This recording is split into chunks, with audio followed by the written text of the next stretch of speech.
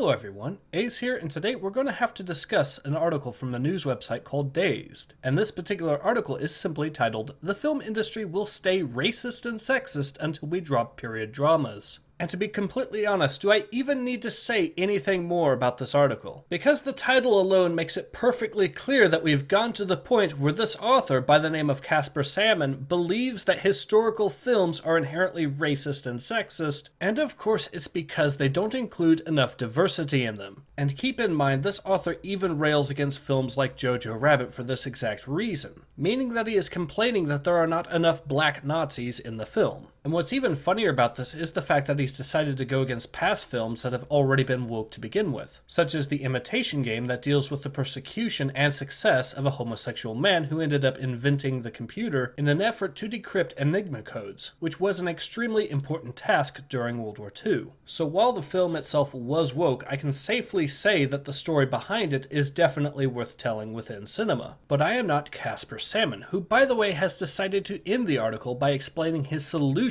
to the racism question. And this answer is of course more diversity, but he is not planning on achieving it by simply hiring more people of different color, as he also wants to very specifically target and fire producers who are simply too white for his own liking. Now normally I would actually spend this portion of the video discussing my thoughts on the article, but I think it is rather obvious what position I take towards this. And I can go on all day about the absolute absurdity of this article. I will, however, have to point out that this article is by no means a rare exception within the world of social justice as an ideology. This isn't exactly the first call for diversity within works of art, even when they make absolutely zero sense. Just look at the absolute slander faced by the developers who made Kingdom Come Deliverance in the 4 years leading up to the release of their game, which was all because they didn't have any black characters in their historical bohemian early 15th century setting. And the great irony behind all of this is that the argument that is presented by the social justice community can actually make works of art less politically correct if their ideas are ever implemented. A great example would be the scandal that Barnes & Noble recently faced, which happened when they decided to diversify book covers in order to appear more woke.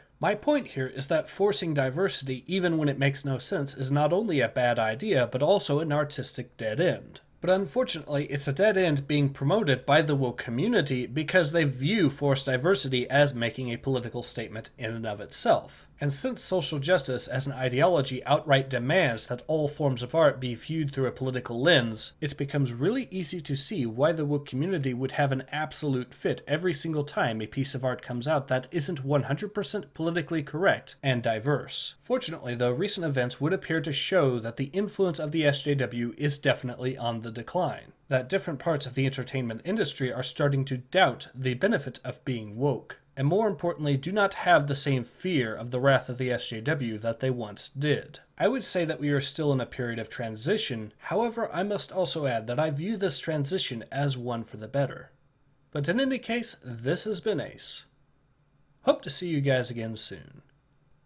Take care. Ace out.